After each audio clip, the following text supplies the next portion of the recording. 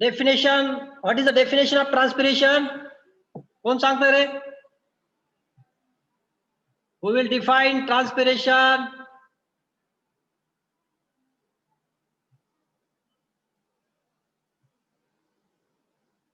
Hello, आवाज येतो का रे? मी सांगू का? हा सांग ना. Loss of water in vapor from the aerial part of the plants. Very good. In transpiration, the loss of water takes place from the living tissue or aerial part of the plant in the form of water vapor. म्हणजे बाष्पाच्या स्वरूपामध्ये, वाफेच्या स्वरूपामध्ये प्लांटच्या aerial part मधून पाण्याचा जो loss होतो, that loss is called a transpiration. And we know that there are different aerial parts of the plants. There are some underground part also, but in that underground part there is no evaporation or there is no loss of water. Therefore the transpiration cannot take place in the underground part, while the transpiration takes place through aerial parts only. And on the basis of the part which is of our part or the organ which is taking part in the process of the transpiration, the transpiration classified into three types. That is a cuticular transpiration, lenticular transpiration and stomatal transpiration. असे हे तीन ट्रान्सपिरेशनचे प्रकार पडलेले आहेत. आता transpiration occurs through the surfaces of the aerial parts of the plant. बरोबर आहे, आपल्याला माहिती आहे की एरियल पार्ट पासूनच ट्रान्सपिरेशन होतं. मग एरियल पार्ट कोणकोणते? सच ॲज लीव्स, बरोबर आहे, पानं एरियल पार्टच आहे ना. Then stem is also aerial part. Flower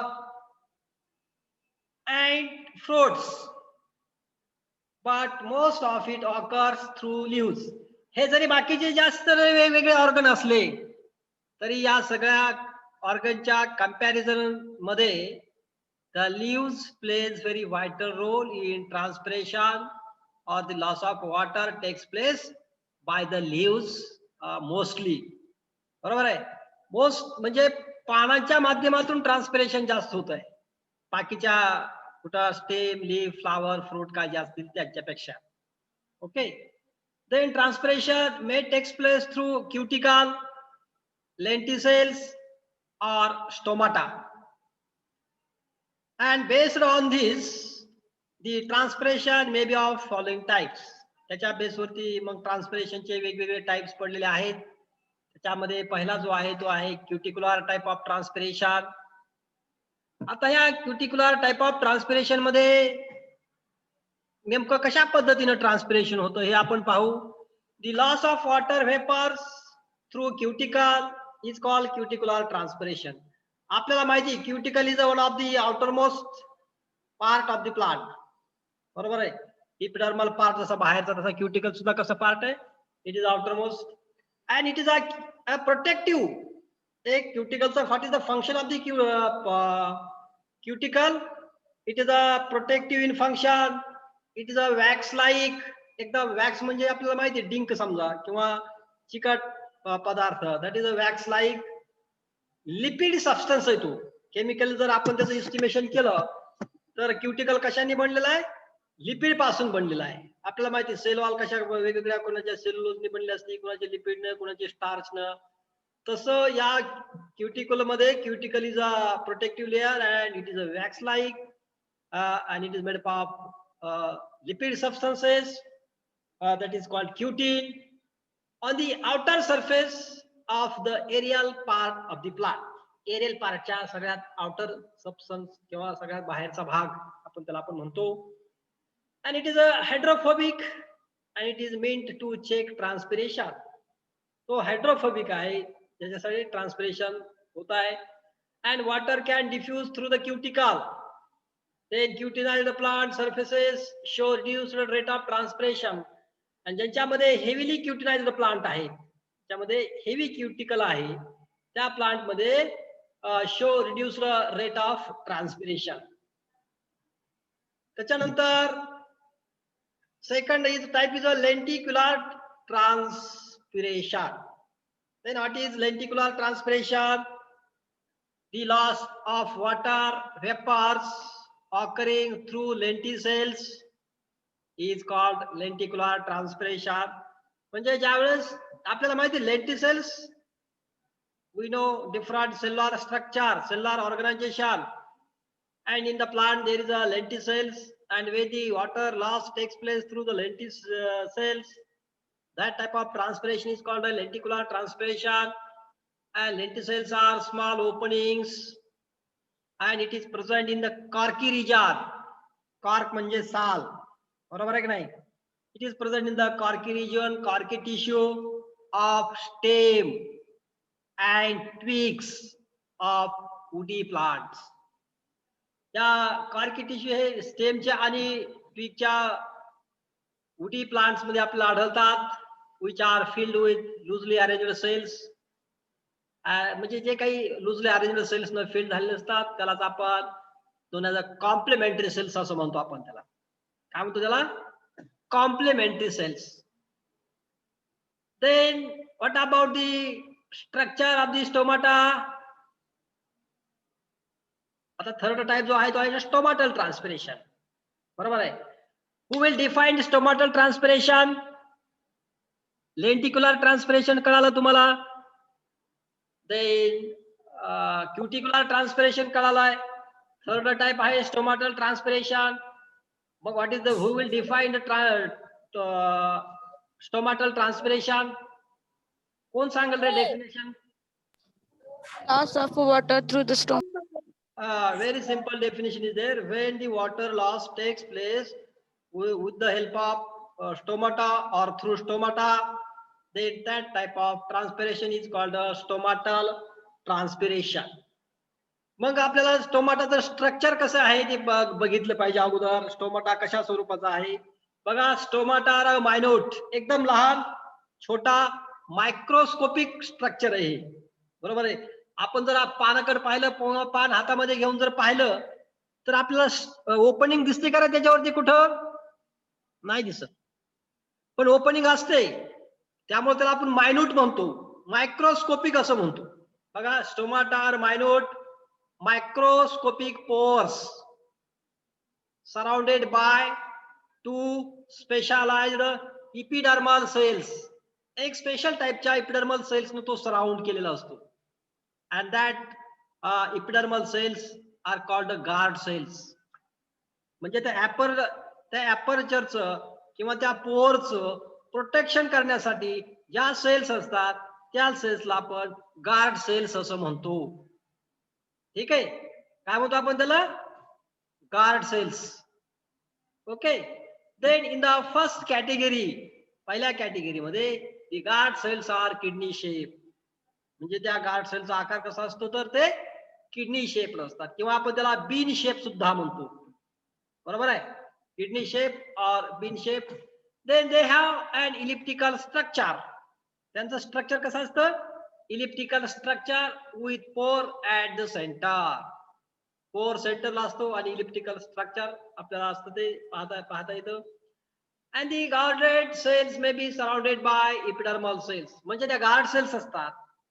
आपण बघितलं सेंटरला पोर किंवा ॲपर्चर म्हणतो आपण, त्याच्या शेजारी काय बीन शेप किंवा kidney shape guard cells. And that guard cells are surrounded by epidermal cells. त्याच्या बाजूला पण इपिडर्मल सेल्स असतात, और that is a specialised cells म्हणतो आपण त्याला. And that specialised cells are called subsidiary cells. त्याला काय म्हणतो आपण? सबसिडरी सेल्स सुद्धा म्हणतो आपण त्याला. Okay. Then they have these type of stomata are found in all dicots. अशा प्रकारचा आता आपण जे ऐकलं स्टोमाटा बद्दलची माहिती, तर ही स्टोमाटा अशा पद्धतीचा स्टोमाटा सगळ्या डायकॉटिलेडोनस प्लांट्स मध्ये असतो. कोणकोणते डायकॉटचे एक्झाम्पल्स आहेत? पण विचार डायकॉटिलेडोनस प्लांट सांगा बरं, एक दोन एक्झाम्पल मला डायकॉट प्लांटचे. कोण सांगेल रे?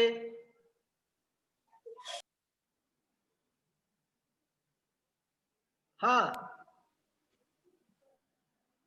Groundnut. Groundnut is a dicot plant. आणखी Pulses. पल्सेस पण आहेत. ठीक आहे.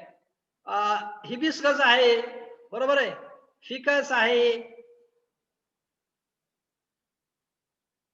वेगवेगळ्या, बरोबर आहे. डायकॉटिलेडोनल प्लांटचे कॅरेक्टरिस्टिक फीचर्स माहिती ना तुम्हाला? रेटिक्युलेट व्हेनेशन असतंय, टॅपरूट सिस्टीम असते, बरोबर आहे. आणि मग या डायकॉट प्लांट मध्ये स्टोमाटा अशा पद्धतीचा असतो. आणि in many monocots excluding Gramineae and in mosses, ferns and gymnosperms, बरोबर आहे. म्हणजे बऱ्याचशा मोनोकॉट मध्ये म्हणजे फक्त ग्रॅमिनी सोडता. आणि मॉसेस म्हणजे मॉस काय असतं रे नेमकं? ब्रायोफाइटचे मेंबर्स, बरोबर आहे का? Bryophytic member, that is called the mosses. Ferns म्हणजे काय रे? What is ferns?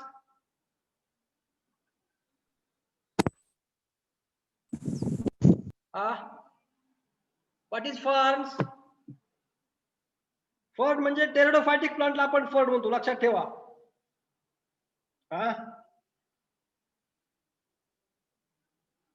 काय म्हणतो आपण त्याला?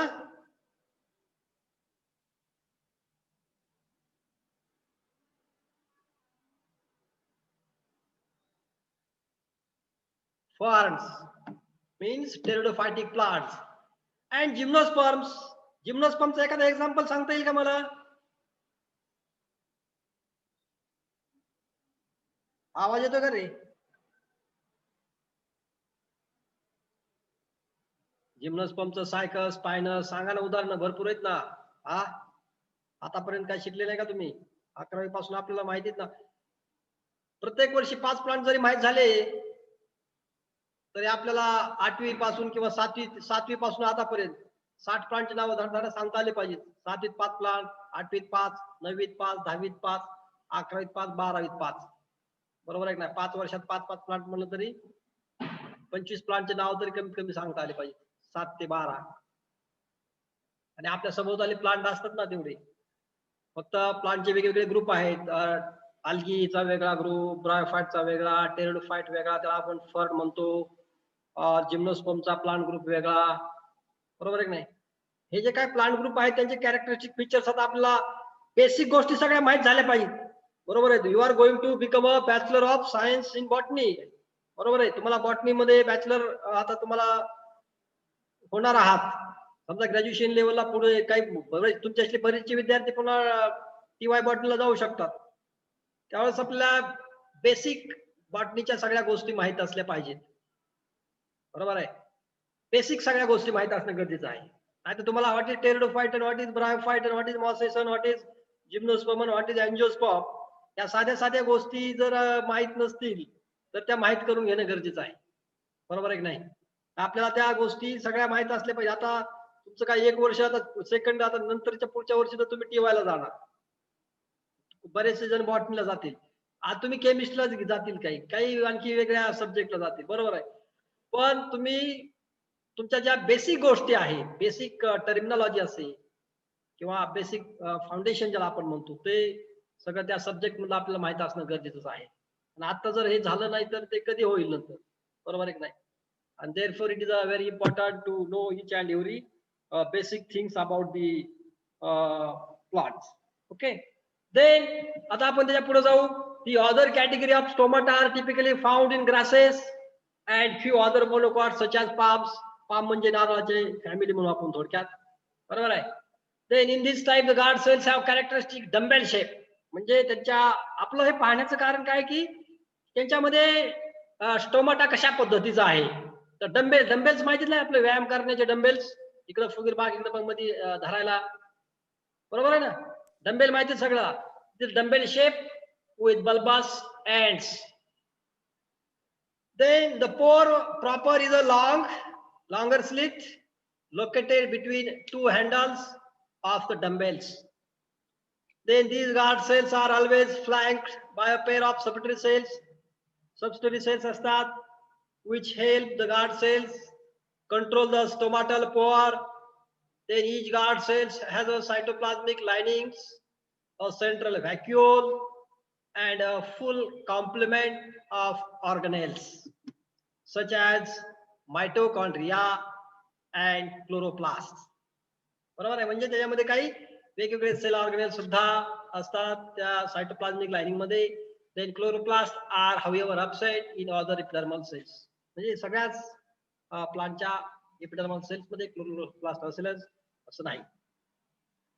आता आपल्याला जे पाहायचं आहे ते साईज पाहिजे. कशाची? स्टोमाटाची. स्टोमासाठी साईज नेमके कसं व्हेरिएशन्स त्याच्यामध्ये आढळतात. ही stomata and guard cells vary from plant to plant.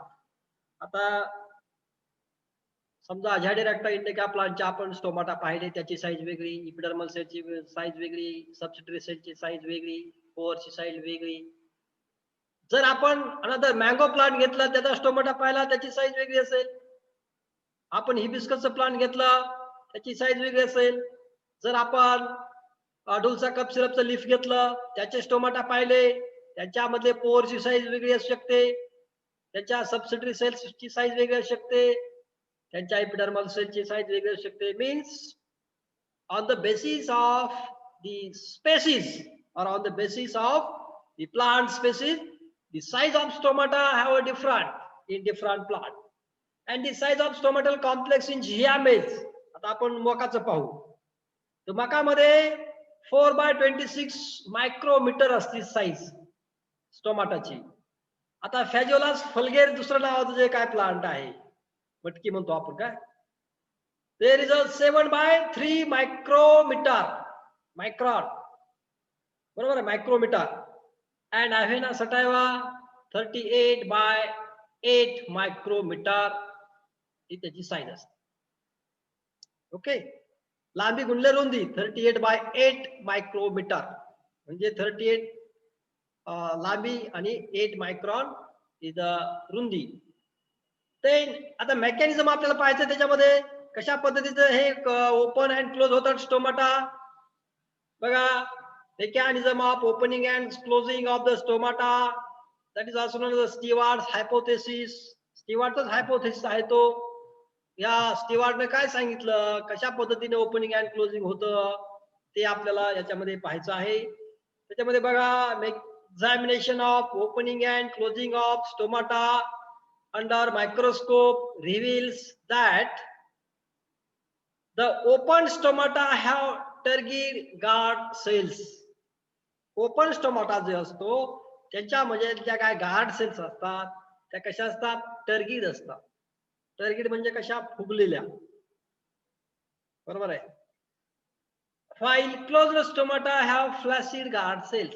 आणि ज्यावेळेस स्टोमाटा क्लोज असतो त्यावेळेस त्या स्टोमाटाच्या गार्ड सेल्स ह्या फ्लॅसिड असतात. ओके. टर्गीड आणि फ्लॅसिड यातला फरक समजला. आता पुढे काय? The size of the pore. बघा, त्याची जी पोअरची साईज असते ते सुद्धा कशी आहे? That are depend on the degree of turgidity. ते ऍडजस्टंट सेलची टर्गिडिटी किती आहे, इपिडर्मल सेल्स सबसिटरी सेलची टर्गिडिटी किती आहे त्याच्यावरून तू पोअरची साईज ठरते. The size of the pore depends on the degree of turgidity of the guard cells. Guard cells किती फुगलेला आहे त्याच्यानुसार त्या अपर्चरची किंवा पोअरची साईज ठरते. टर्गिडिटी जास्त असेल तर त्याची पोअरची साईज काय असेल? छोटी असेल. आणि इकडे फ्लॅसिड असेल तर ऍडजस्टंट सेल्स किंवा सबसिटरी सेल्स तर पोअरची साईज कशी असेल? मोठी असेल. मोठी साईज असल्यावर काय होईल? मग काय होईल रे मोठी साईज असेल तर? वडावकर, ऍपर्चरची साईज मोठी असेल तर काय होईल?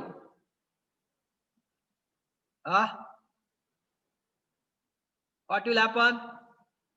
The water loss will be take more. बरोबर आहे की नाही? वॉटर लॉस काय होईल? जास्त होईल फ्रॉम दी एरियल पार्ट और फ्रॉम दी स्टोमाटल. बरोबर आहे की नाही? आणि ह्याच्या विरोधात जर स्टोमाटाची साईज छोटी असेल तर काय होईल? What will happen?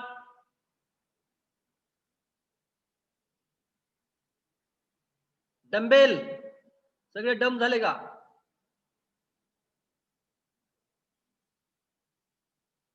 The size of the pore depends on the degree of turgidity of guard cells. That is, when guard cells are turgid, the pores is open, but when flaccid, the pores are closed.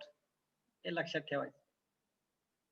Then in order to understand the mechanism of opening and closing of stomata, जर आपल्याला त्याचा opening and closing of stomata कशा पद्धतीने होतो, काय त्याचे ही आहे mechanism आहे, one has to look at the submicroscopic specialized organization of cell walls of guard cells. Then portions of these walls are thickened. Yeah, portions कसा असतो त्याचा? These walls are thickened and maybe 5 micron, 5 micron असतो across, and in contrast to the 1 to 2 micron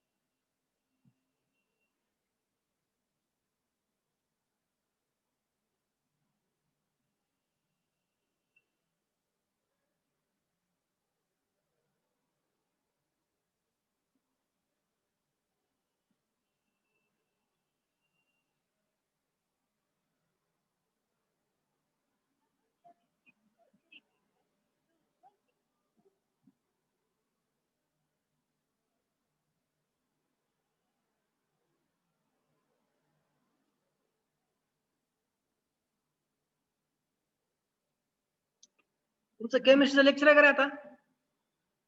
hello hello, हो sir 1:30 वाजता आहे.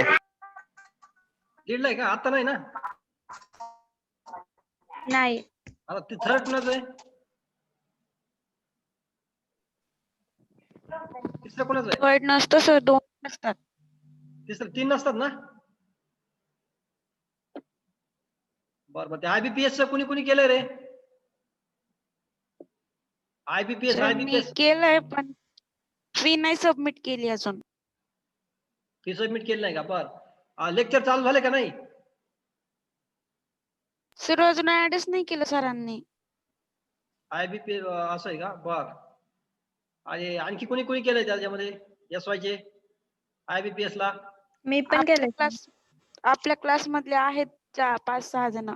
5-6 जण आहेत ना? बॉईज मध्ये 3-4 आहेत आणि गर्ल्स मध्ये 2-3 आहेत. हो.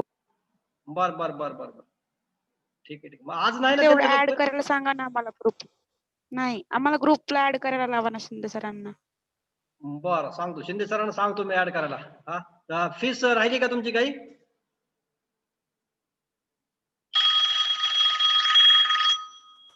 सर अजून कोणीच नाही सबमिट केली आहे.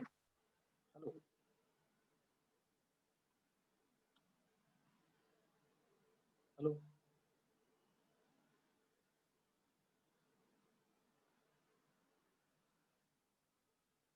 त्याला सांगतो मी ग्रुप मध्ये ऍड करायला. हो सर, फी अजून सबमिट नाही केली कोणी. हा बरं, सांगतो ना त्यांना मी. हा, डिपार्टमेंटला बोला. डिपार्टमेंट डबे आले का? डबे आले, डबे आले.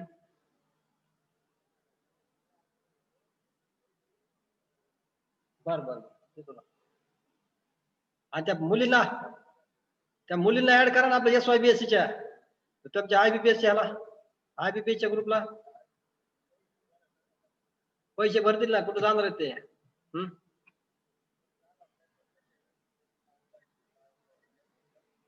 त्यांनी भरलेत ना फॉर्म? हा भरलाय ना. बॉटनीच्या मुली जाते 2-4. बर सांगतो त्याला ऍड करा ग्रुपला, मी सांगतो.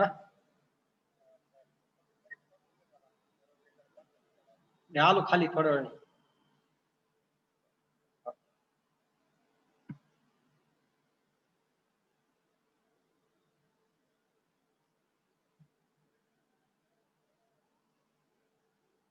हा सांगितलं. हॅलो. हा सर. हा आपण कुठपर्यंत आलो होतो इकडं?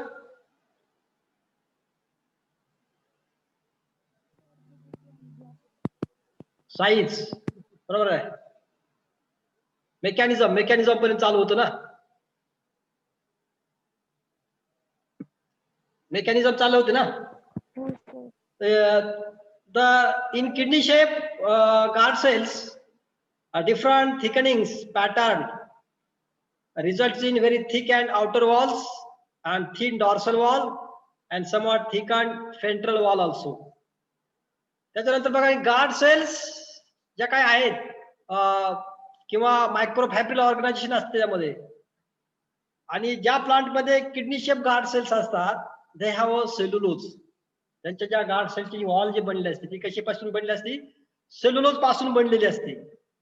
And that microfibrils fanning out radially from that pores and this is called micellation. त्याला आपण मिसलेशन असं म्हणतो. And the cell girth is reinforced like a steel belted radial tire and the guard cells curve outward during stomatal opening. म्हणजे stomatal ओपनिंगच्या वेळेस त्या guard cells मध्ये कशा कशा पद्धतीनं थोडेफार बदल होतात. मायक्रोफायब्रिल ऑर्गनायझेशन आपण त्याला म्हणतो, बरोबर आहे. आता ग्रासिसच्या बाबतीत जर विचार केला आपण तर गवत वर्गीय मोनो प्लांटचे, ग्रासिस फॅमिलीचे, त्याच्यामध्ये डंबेल शेप स्टोमाटा आहे, बरोबर आहे. That dumbbell shape guard cells functions like a beams with inflatable ends, बरोबर आहे. And as the bulbous ends of the cells increase in volume and swell, त्याचा व्हॉल्यूम वाढतं आणि त्या स्वेल होतात. and the beams are separated from each other. जे काय beam like structure ते काय होतं? Separated from each other and the slit between them.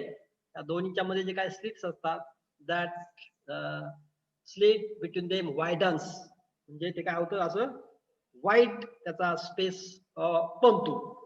Okay.